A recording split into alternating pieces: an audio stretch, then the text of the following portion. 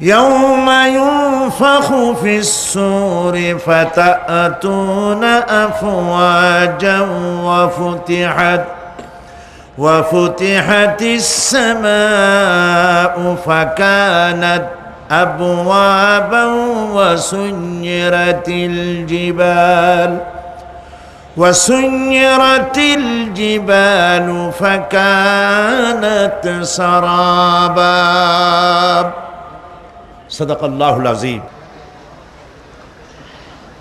إن يوم الفصل كان ميقاتا নিঃসন্দেহে বিচারের দিনটি পূর্ব থেকেই নির্ধারিত হয়েই আছে।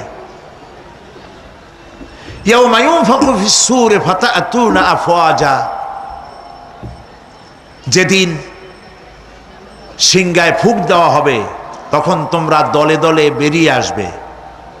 ওয়া ফুতিহাতিস সামাউ ফাকানাত আবওয়াবা, আর আকাশ সমূহ খুলে দেওয়া হবে তখন তা শুধু দরজা আর দরজা হয়ে যাবে। ওয়া সুয়্যিরাতিল জিবালু ফাকানাত সারাবা, আর পাহাড় সমূহকে চালিয়ে দেওয়া হবে ফলে তা মরীচিকায় পরিণত হয়ে যাবে।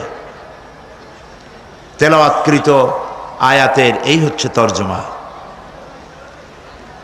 সূরা নাবা হচ্ছে নবী করিম সাল্লাল্লাহু আলাইহি সাল্লাম বলেছেন, কেউ যদি দুনিয়ায় বেঁচে থাকা অবস্থায়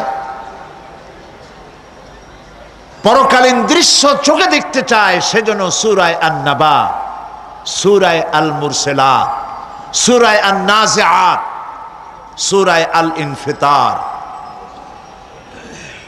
সূরা আত-তাকবীর, এই সূরাগুলি যেন পড়ে তাহলে কিয়ামতের দৃশ্য নিজ চোখে অবলোকন করতে পারবে।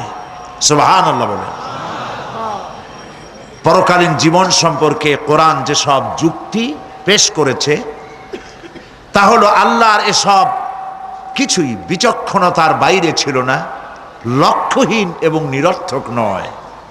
আল্লাহ পাক বলছেন, আফাহাসিবতুম আন্নামা খালাকনাকুম আবাসা ওয়া আন্নাকুম ইলাইনা লা তুরজাউন। তোমরা কি ভেবেছো যে তোমাদেরকে সৃষ্টি করা হয়েছে খামোখা আর তোমাদেরকে আমার কাছে ফিরে আসতে হবে না? এটাই কি মনে করেছো? আল্লাহ রাব্বুল আলামিন কোরআনে কারীমের অন্যত্র বলেন, আয়াহসাবুল ইনসানু আইয়ুতরাকা সুদা। মানুষ কি ভেবেছে যে তাদেরকে নিরর্থক আমি